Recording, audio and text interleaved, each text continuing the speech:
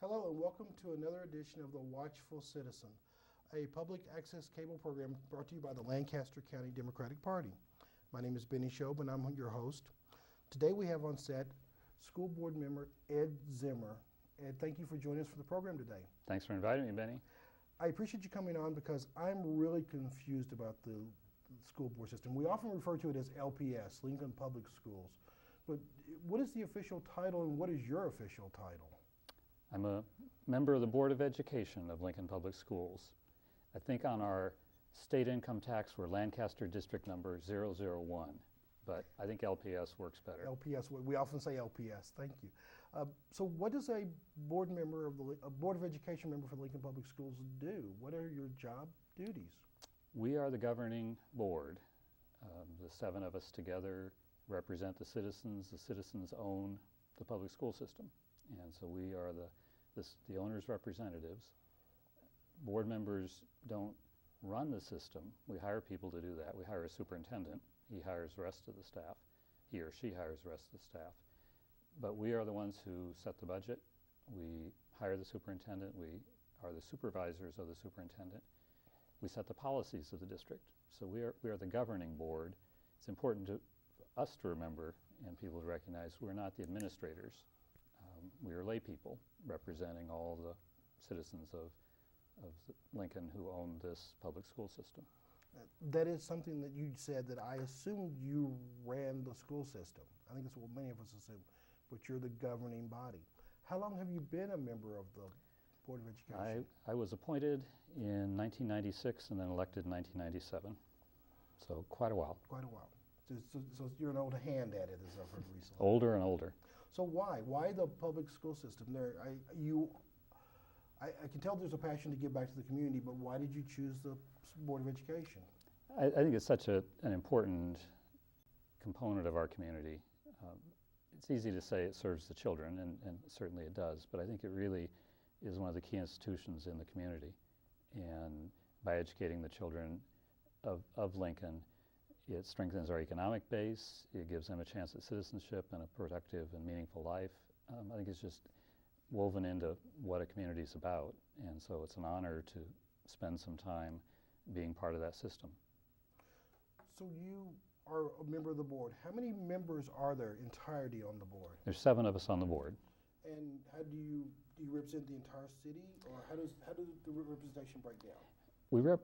In my view, we represent the whole city. We're elected by a sub-district.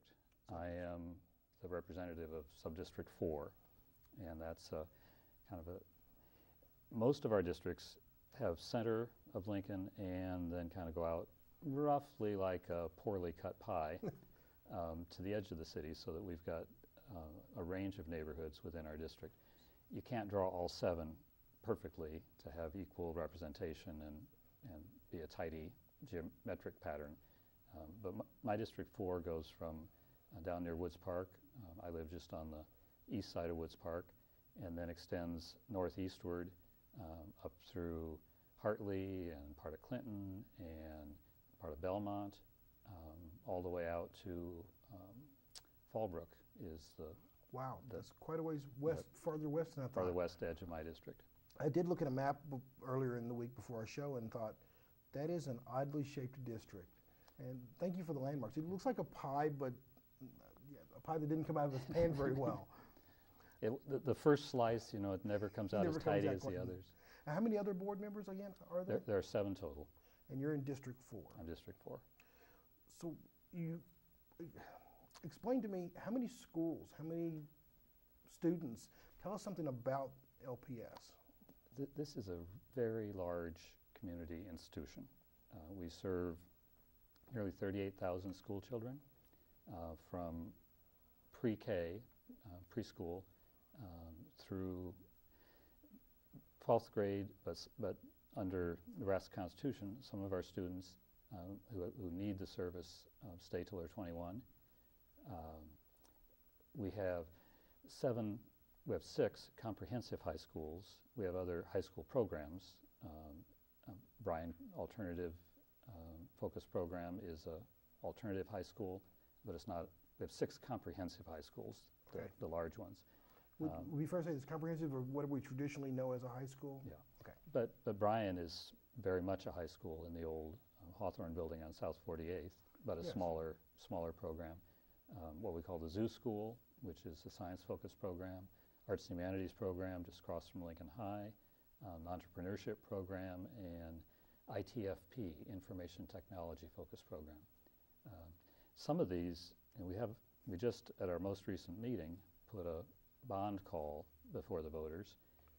If the voters approve that, we'll cooperate with Southeast Community College in building a career center high school out on the Southeast campus that would be kind of like a focus program, but a big one that would have a variety of career tracks that juniors and seniors might spend half of their day, half at their regular high school and then half there in a program on teaching or culinary arts or healthcare professions, a whole range of professional or career introductions that they would take there, if the voters decide that's a good idea. I'd like to stay on that topic for just a second. I have lots of things I'd like to ask you because this is fascinating. I grew up in a different state and a long time ago finished school. But we had a vocational school system that said supplement. It sounds like this new program is very similar. It has some overlap to the old vocational systems, but I think those tended in our day. Yes. I don't think you're as old as I am, Benny, but we'll call it in our day. Yes, in our day. Back in the day, That, I think kids tended to be tracked into either college programs or vocational programs. This is really a blend of both because almost all the vocations, almost all the careers require post-high school education. yes. They might continue at Southeast. They might go from this program directly into UNL. If you're going to be a teacher, you're not going to have your 12th grade education anymore. No. Used to be country teachers could.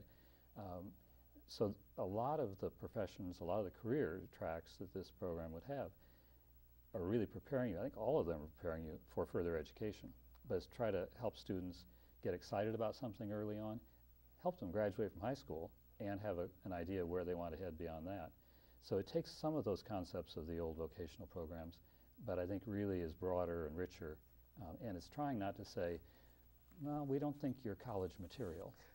Yes. Not every child needs a 4-year liberal arts education because that isn't the whole economy. Everybody needs, I don't think you or I are ever finished with school, really. No, I don't feel that I am. And this is a program that really is looking at preparing kids for the next step, but helping excite more of them.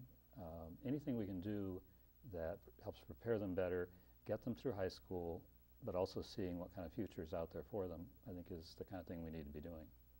Well, that sounds exciting to me, and we've often had this conversation, my friends and I, that, as you said, not everyone is going to be comfortable in a 4-year liberal arts education, and they might like to take a different career path, but we eliminated the vocational schools trying to be fair and mainstream everyone. So we need to reevaluate And I think this being the blend of everybody be attached to their, it's like a focus program as we've done the others, in that all the focus high school students have a home high school as Yes. well, and they graduate from that high school, but they take part of their day at the focus program.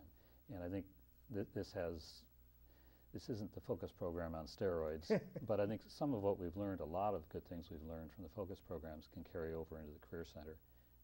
The teacher energy, the smaller community, it'll be a big program, but it'll be broken down into career tracks. That sounds great. You mentioned in passing just a moment ago, and something I had just learned about, the Zoo School. Could you please explain to me what the Zoo School is? It's really the science focus high school program, but it takes place at the Lincoln Children's Zoo. It's a program that's been there 12 or 15 years. It's long-standing. It's a it's a couple portables and one permanent building. Serves about 100 kids a year, 4 or 5 teachers. Not everybody who goes to zoo school is going to be a scientist. And few will have careers in zoos or zoological parks. But it has a special focus on science, and then is that small community where, with a small group of students and teachers, all of whom know each other, certain kids do extremely well there. That's the program they need. And they have the richness of their comprehensive high school backing them up. There's not a zoo school football team, but every student is at a school that has full music and athletic program and everything else, and then take some of their day So it's at a the full zoo school. curriculum with just one small slice Yeah. of its focus. So you mentioned how many schools, and you talked about that, and how many students we serve. I'd like to change gears a little bit and talk about the staff of the Lincoln Public School System. When we say public school system, we always think of teachers and principals first, but it's a wide staff. Do you have some numbers you can share with us? I don't have all the numbers perfectly in my head, but I think it's about 7,000 employees by the time you count everybody. Yes. And certainly the teachers are the heart of the daily contact, but so are the cafeteria workers, so are the bus drivers. Custodians are tremendously important in a building for how the building looks, feels, operates. All of those people are educators. They may not be Yes. classroom educators daily, but the whole staff really has one mission, and that's to teaching and learning of students. And we've got a great staff across all of those areas, dedicated people, people who know the importance of what this job is. Now, I'll ask you a slightly harder question along the same lines. I want to ask, what is the average age of an LPS employee, or what are the turnover levels? The system keeps growing. We keep getting more students, and you have to have more people. But one of the real important things for a board member to be able to say is, Benny, I don't know. Good. I know how I could find out. Yeah, that's always a good But that's answer. also, board members should be asked questions, and they are asked questions that they won't, we don't, Eric Weber, Yes. the Associate Superintendent for Human Resources, if he couldn't pull that answer out of his head, his fingers would be All over on the his keyboard and yes. have it. There are some real key things about the demographics of our staff. We retire a lot of staff members and a lot of teachers every year. We lose a lot of experience and a lot of great skills there. And that's the heart of my question. Thank you. And we've been hiring, we've been seeing retirement groups of a couple hundred, not all teachers, but through all the professions a year. And we need to restaff, both for the growth of the district, because we've been having between 500 and 1,000 more kids each year. Wow. And we aren't always able to add as many staff members as we would need to keep our class sizes level. We work hard at trying to do that, and we've made some progress in the last budget. But we are retiring a lot of people. We're real concerned, we're real interested in growing our future staff. Part of the purpose of the Career Center would be to attract and interest our own students in someday coming back and being our own teachers. Partly because we think they'll be really well educated. Yes. Because They we think this is a good system, and we've got a lot of teachers we're very proud of who came up through our system. We also know that not everybody in the country says, someday I want to live in Lincoln, Nebraska. But everybody that lives in Lincoln, Nebraska may think they want to leave, but they'll have it always in their mind that this may be where they want to come back. I can't imagine anybody not wanting to live in Lincoln, Nebraska. Well, they just don't know yet. They don't know us well yet. But growing our own is a key part of having our staff match the demographics of the community. Yes. We do a lot of recruiting. It's a very conscious goal to have a staff that reflects our community. But our community changes faster than our staff can or will. And while we can recruit and look for people that look just like our students, we have to grow them as well. And inspiring our students to look at this as a life work is part of how we'll do that. And that was another aspect of my question, the diversity of the school system.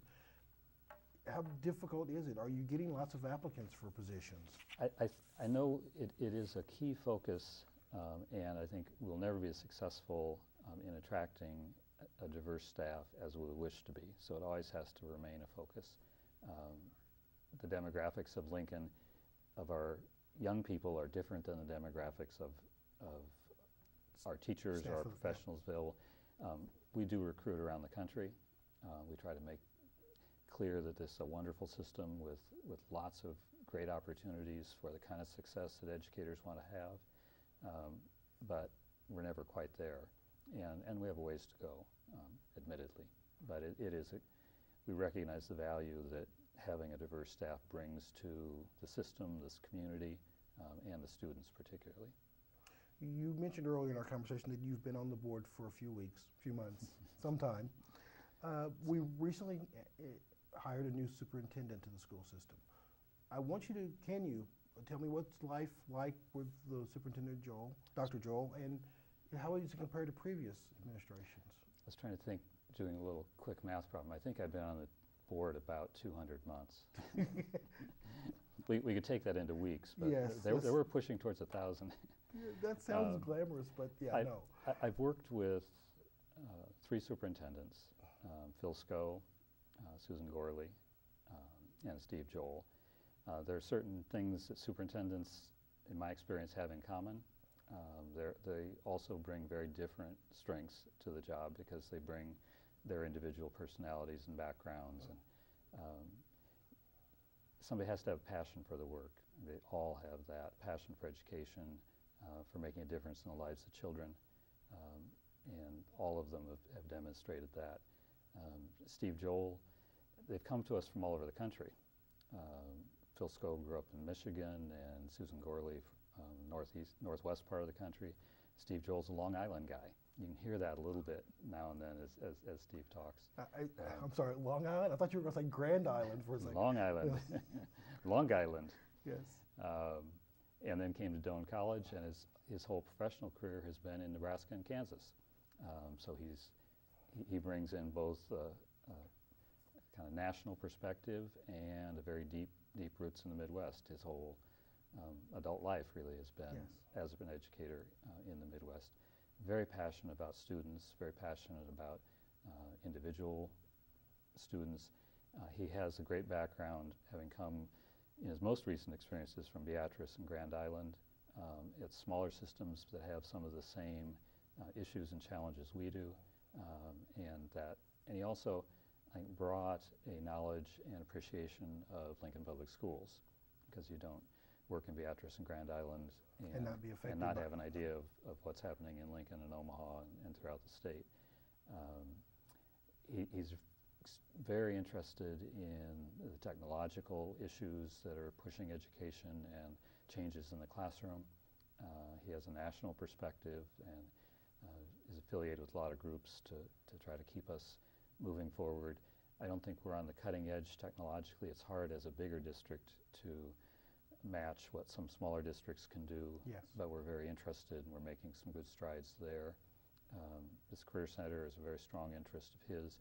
Grand Island opened one recently that I think would have grown from efforts he began. So it's a strong interest he brought here, but it's also a strong interest by, I think, the business community, the education community in Lincoln. And Southeast Community College is very passionate about partnering with us on this. I think it's really important. The work dynamics and the economy of our country have changed over the last 10 to 20 years. And you're preparing the students for changes in the next 10 to 20 years. And I think also this program can only succeed if we get strong support from the business community. And they're very conscious of the deficits they see in their hiring process, who they wish they could get locally. Yes. Well, if we can help them fill some of those gaps and they can provide good jobs, it's a win-win. That's what grows a strong community. I always think we do this for the children, but it is so much for the whole community, because if we don't have our mountains and beaches do not attract a lot of people to this community. Our public education system does, and it should. And we should be, the people's system should be the best system, should be the one that you want your kids to go to. You can make a good choice for your child to go to a parochial school in Lincoln for all kinds of reasons, typically religious reasons, and that's fine, that's a good decision. But the public schools ought to be the ones that are where the kids go. Yes. It shouldn't be, well, if you can't do any better, then they go to the public. No, they should be the best. Speaking about the passion that the superintendent has and the people's schools, as you refer to it, how much involvement do you see from parents of students, and how much involvement do you want to see from parents? It's kind of a difficult question, but I think we see a lot, and I think we always want more, because parents are their children's most important adults. They are their first and most important educators. And the skills and strengths parents bring to the schools are tremendously important. First of all, in being active and involved in their own children's education, because that's where children know it's valued. It becomes the norm in the household. You can't do better than that. But parents also bring tremendous resources and interests and support to the schools, and more of that is always good. Parents are also the public adults most directly impacted by the schools, and so it's an ongoing, real important relationship. There's a lot of place in the schools for folks who don't have kids actively, whose kids have grown up. Or I also think what the schools do for the community affects everybody in the community, whether you have children or not, whether your children are currently in the schools. Public education is kind of like insurance. You have to pay for it every year for whenever you need it. And maybe you only needed it in your own family for a couple kids some years ago, but the whole community paid for it then, and we finished paying it through the rest of our time as citizens. It's something we can't do individually nearly as well as we do it together, which makes me a Democrat. I don't have, you touched on this briefly, and I'm going to ask you to elaborate a little bit more. I do not have children in the LPS public school, LPS system. But I am a member of this community, and I think of the schools of investment in the future of my community. How do I get connected to the system? One of the great ways, one of the most personal ways one can get connected is through the Teammates program. And that's the program that Tom and Nancy Osborne started and is now nationwide. But kids who need a caring, supportive adult, meeting with them 1 hour a week, but just being there, being interested, hearing them out once a week, has a tremendous impact on kids who don't have that figure, or just need that additional adult who's just theirs, who just listens to them. And I think anybody that can arrange their week to be a reliable 1 hour a week teammate finds. I don't think you talk to any teammate who doesn't say they got more out of it than the kid did. Hopefully, the students also say they got a lot out of it, and I think they do say that. That's a tremendous one-on-one program. There's often community committees that should have input from all ranges in the community. And I know you're active in higher education. That's an important perspective to bring in. But then we also, every now and then, go out and ask the public, can we tax you to build some of the buildings we need to build? And just simply that vote is tremendously important. Supporting it, speaking to your friends about it is also important. Getting well informed always matters. I'll try to do some more of that last part. And how would I approach the teammates? Should I go to the program or go to the school system? Well, if you go to the www.lps.org, teammates, you can find it through there. You can find it because you come in through the LPS chapter of the teammates. We vet folks carefully. We look at, make sure they're safe with kids. We do those necessary things, and then you meet kids typically at the school. I meet a teammate at Lincoln High every week, a great guy. I hope it does him some good. It's good for me to see him every week. You mentioned your website, and I did visit that before scheduling this interview. It's a very detailed website. There's lots of information, schedules for board meetings, even video streams of previous meetings. Yeah. It's amazing with how much a person can be on TV without ever meaning to be. It is. So let me ask you about the future of LPS. What do you have planned on the horizon, other than this? Please just tell me. Well, I think the something like the bond issue gives us a window on some of the things that are coming. I think we have to continue to grow as the community grows. We've got a system of neighborhood schools that typically students don't have to ride a bus to school in our community. So as we grow new neighborhoods, we have to add schools as the community grows. Sometimes we have to make additions. This bond issue would build a new middle school and a new elementary. It would make additions to schools up on the northeast part of the community, where there's a lovely thing about Lincoln is there's growth southeast, east, northeast, northwest, some growth southwest, lots of growth south. We can't put a new school everywhere at once. We have to pick where there's going to be the critical mass of students to fill that school now or soon. But then we make adjustments. We've also, I think, done a good job. It's important in just all kinds of ways at maintaining the schools throughout the system. So I think we may have more public school buildings on ground-coupled geothermal heat pumps than anybody in the world. We've been doing it for about 15 years, very economical. We partner up with Lincoln Electric to make those systems work. It's great. We do that with new buildings. We've done it with almost all the old buildings. Lincoln High began construction 100 years ago. When you go in Lincoln High now, it's warm in the winter or cool in the summer by wells under the play fields that use Mother Earth's heating and cooling for the building. I did not know that. That's a great thing for the community. And maintaining the old buildings is every bit as important as building new, good, durable buildings. Programs like the Career Center are part of where we're pointed. This bond issue would also improve school security and improve technology. We don't buy computers with bond issues, but you can fund the infrastructure, the bandwidth, the fiber, those fundamental parts you've got to have throughout the system with bond issues, and then you add devices as you can do it with your annual budgets. And so we're a growing system. I think we're a good system. I think one the community can be proud of. We have to always work at that. Lincoln has tremendously high expectations for our school district. That's good. They should expect a lot of us. So I want to ask you, just to wrap up on, and I have lots of other questions I want to ask you about Chromebooks versus iPads and lots of other things, but let's stick with the bond issue.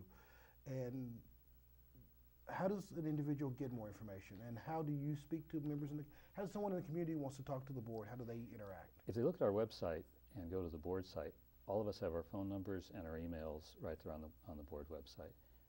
I think we'll have a big push in January, meeting any group that wants to hear from board members or district people about the bond election. We don't spend district resources to promote a bond issue. That's not legal in Nebraska. We can provide information through the district. Board members are not paid. We're volunteers, and we can look people in the eye and say, you really ought to vote for this. It's for the good of the community. This will be a unique election, first one for Lincoln that will be run all by mail. It will be a mail-in ballot. There won't be polling places on this. The date of the election is even kind of a novel. It's February 11th, but that's when your ballot has to reach the Election Commission. You'll get it in your mailbox January 21st, 22nd, somewhere in there. So we'll be campaigning for this in the first 3 weeks of January. That'll be the key period for this. That's different. That sounds new and novel. I'm sorry we're out of time today, but can you come back and explain that a little bit more in the future? You know my number, Ben. Excellent. And if you didn't, you could look me up on the website. That would be great. That's all we have time today for on the Watchful Citizen, a public access program brought to you by the Lancaster County Democratic Party. I'd like to thank our guest, Ed Zimmer, talking about the Lincoln Public School System. I learned a lot. I hope you did too, and we hope he comes back soon. Our program airs on Time Warner Cable Access Channel, and it also airs on our YouTube channel, Lancaster County Democrats. For more information, you can check at the end of this program. They'll be on the screen. My name is Benny Shobe. I'm your host, and we hope you'll tune in for the next edition of The Watchful Citizen. Thank you. That's it. I hope that worked.